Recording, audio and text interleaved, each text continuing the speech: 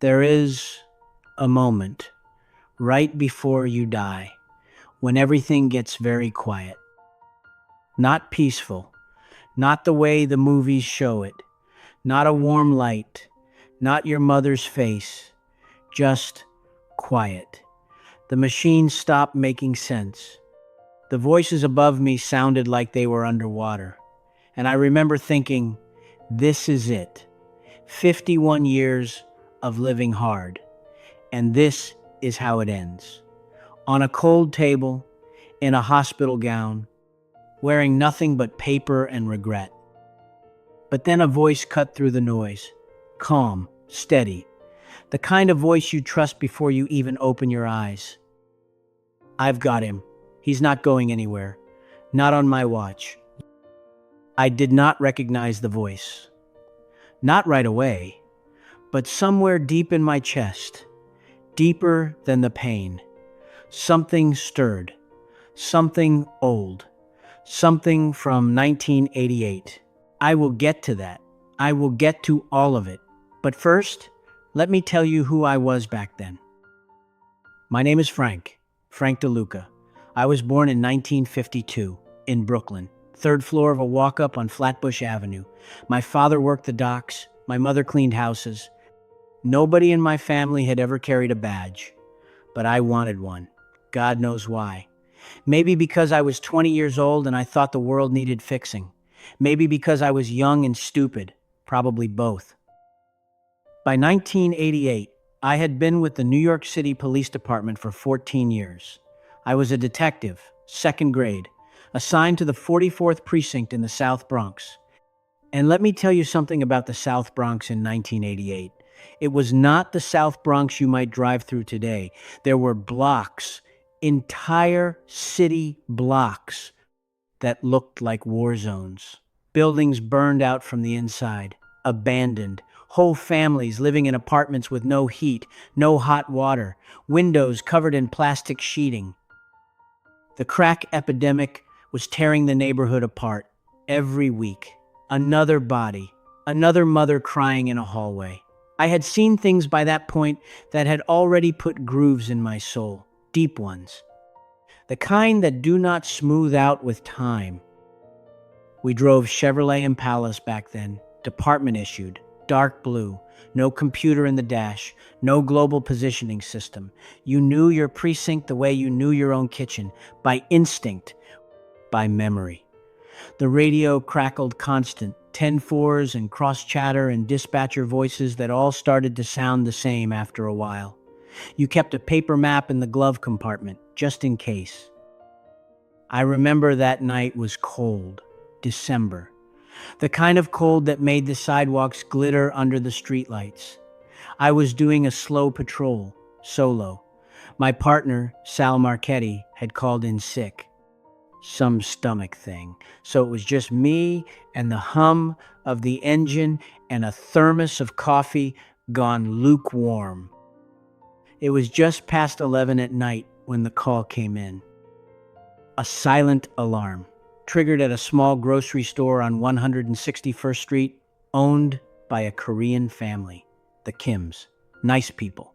They worked 18-hour days, 6 days a week. I knew them by sight. The kind of people who kept the neighborhood alive when everyone else was giving up on it. I pulled around back, killed the headlights, standard procedure. The rear door of the store was open, just a crack. The wood around the lock was split, fresh split. You could smell the cold air mixing with the warm inside air. Vegetables, cardboard, the faint smell of bleach. I unholstered my weapon, moved slow, pushed the door open with my shoulder. And then I stopped. Because what I saw was not what I expected. There was a kid sitting on the floor, right there in the middle of the stockroom. He had a can of beans in one hand, a can opener in the other, the manual kind, the little fold-up kind you keep on a keychain. He was working it around the rim of that can with both hands, concentrated, like it was the most important task in the world, like nothing else existed, like he did not even hear me come in. He was thin. Lord, he was so thin. 16 years old, I would find out later, but he looked 14, maybe less. His jacket was a men's large, swallowed him whole. His sneakers had a hole in the left toe. I could see his sock, a gray sock, damp from the cold. He looked up at me, and his eyes went wide. He did not run. That was the thing. He did not bolt. He just froze, like a deer, holding that can of beans, knuckles going white around it. "Put it down," I said, nice and slow. He set the can on the floor. Both hands went up. The can opener dangled from his fingers. "I wasn't stealing cash," he said. His voice cracked on the last word. "I wasn't going to take anything that, I was just hungry." I looked at him for a long moment. He did not look like a predator. He looked like a frightened child. And somewhere underneath the detective training, underneath 14 years of New York City concrete and case files and crime scenes, I felt something shift. "When did you last eat?" I asked. He thought about it, like he had to calculate the answer. "Yesterday morning," he said. "I think." The city did not make it easy to be young and poor and alone in 1988. There were shelters, but the shelters were dangerous, especially for a kid that size. I had seen what happened to small, quiet boys in those places. I had written those reports. I knew the words by heart. I holstered my weapon. I should have called it in. I should have cuffed him. I should have done exactly what 14 years of training and the New York City Police Department handbook told me to do. The law said a break-in was a break-in, a perp was a perp. But some moments ask more of you than the law does. There is a diner on 161st Street, open all night. They had a blue neon sign in the window, always buzzing slightly, the kind of buzz you stop noticing after the first 5 minutes. I took him there. I sat across from him in a vinyl booth. I ordered him scrambled eggs, bacon, white toast with butter, orange juice, coffee for me. He ate like a person who had been afraid to eat. Careful at first, then less careful, then not careful at all. His name was Marcus Webb. His mother had passed away the previous spring, pneumonia, he told me. She had been sick for a long time. His father had been gone since Marcus was 4 years old. He was staying with an uncle, but the uncle drank, and when the uncle drank, the apartment was not safe. I did not write any of this down. I just listened. We sat in that diner for nearly an hour. The cook behind the counter kept glancing over at us, a detective in plain clothes and a skinny teenage kid. I imagine we made an odd picture. Before I drove him home, I gave him $20. Folded up, pressed into his hand, he tried to give it back. I would not let him. "Stay in school," I told him. "I mean it.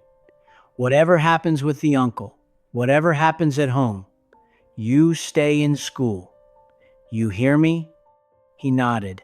He looked at me the way young people look at adults when they are trying to decide whether to believe them. "You could have arrested me," he said. "Yes," I said. "I could have." He got out of the car, stood on the curb for a moment. Then he looked back through the window, just for a second, and then he walked up the stoop and through the door. I drove home, and I told myself I had done the right thing. Most days, I believed it. Life went on, the years stacked up. I made first-grade detective. I worked homicides. I worked narcotics. I put in 31 years total before I pulled the pin, retired in 2003, moved out to Staten Island, mowed my own lawn for once in my life, watched a lot of baseball. But the South Bronx never fully left me. It never does, for the people who worked it. And I never forgot Marcus Webb. Not entirely. He drifted in and out of my thoughts over the years, the way certain moments do, the way certain faces do. I never knew what happened to him. Whether the $20 lasted, whether school held him, whether the uncle ever sobered up. You do a kindness, and then it disappears into the city. And you never know Hen came the spring of 2026. I was 74 years old, retired for 23 years.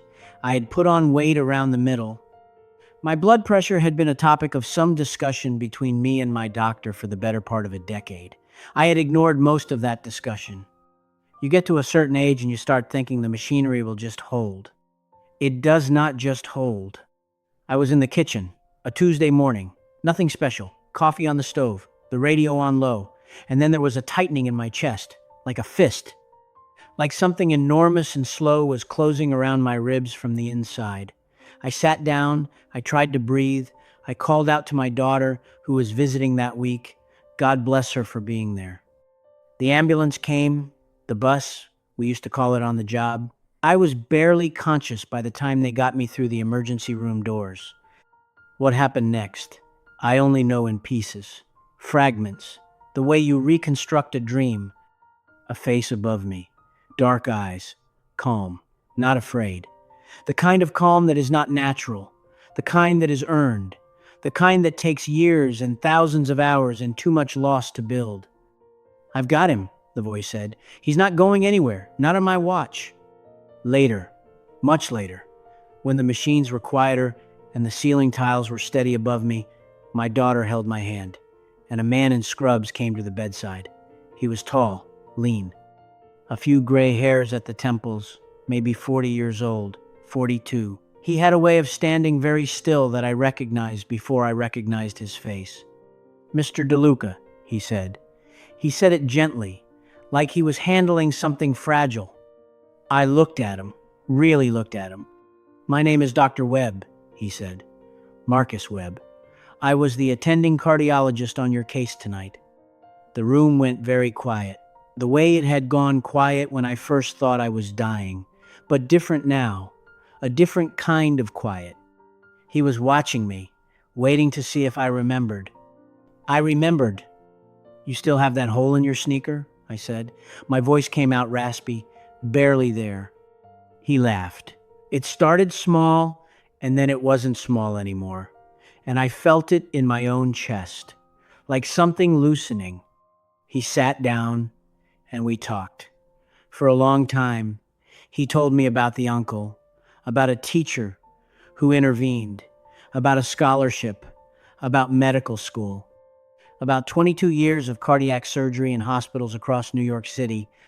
He told me about the night in the diner, about the $20, about what I had said to him on the curb.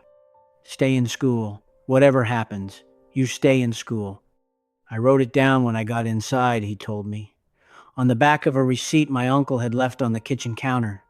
I kept it for years. I did not know what to say to that. I am not sure there are words for that. Not real ones. Not the kind that hold the full weight of the thing. People ask me now. They ask me if I believe in God, if I believe things happen for a reason. I am 74 years old, and I have seen too much to be simple about questions like that. I have seen children who deserve saving not get saved. I have seen bad men walk free. I have watched good partners die young. The world does not hand out justice in neat, equal portions. But then there is Marcus. And I think about that night, December 1988.